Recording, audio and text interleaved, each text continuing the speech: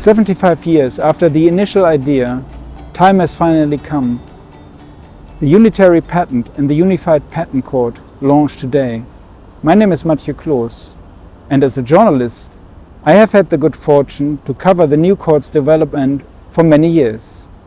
Here come my 5 key hurdles on the bumpy road to the UPC.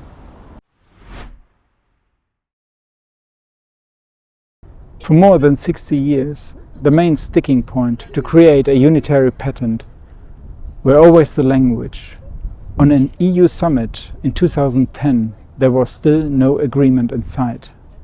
Spain still do not want to join, but unlike previous attempts to establish a unitary patent, the Lisbon Treaty now allows the remaining EU countries to continue with the instrument of enhanced cooperation.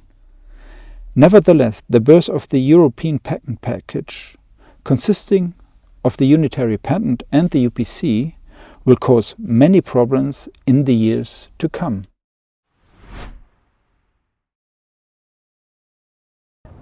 There is early consensus in the patent community that the CJEU has no place in the UPC system due to its lack of expertise in patents.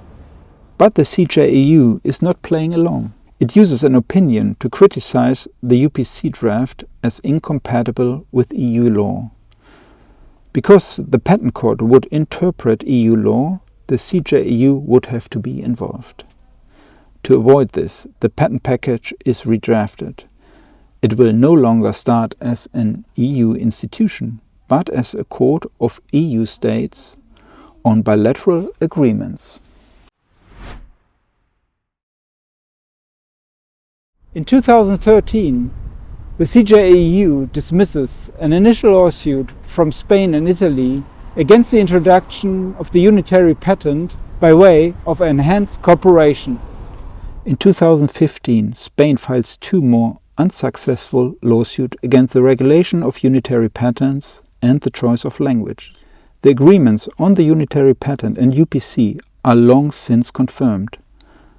The way seems clear for a new patent system in Europe. In 2016, the Brexit referendum result called the UPC into question. The ratification of the UPC agreement by the UK is now uncertain. However, this step is mandatory for the agreement to enter into force. Then, in November 2016, JUVE Patent reveals that then Prime Minister Theresa May's government is sticking to the UPC after all. A year later, the UK ratifies the agreement. German ratification is entering home straight, and the UPC's launch now seems certain, but then another hurdle emerges. In 2017, a constitutional complaint against German ratification becomes public. The UPC launch stalls again. Then the UK government under Boris Johnson determines the UK's participation. In 2020, the German Constitutional Court rules in favor of claimant Investiana, a lawyer from Düsseldorf. The German parliament must vote again on UPC legislation. Finally, in 2021, Germany completes the ratification process. UPC preparations begin, but without the UK. The UPC has had to overcome many difficult hurdles since 2009, but there are still many challenges ahead. Its state should decide on English as an alternative language of proceedings. Technically qualified judges from private practice must also demonstrate their independence.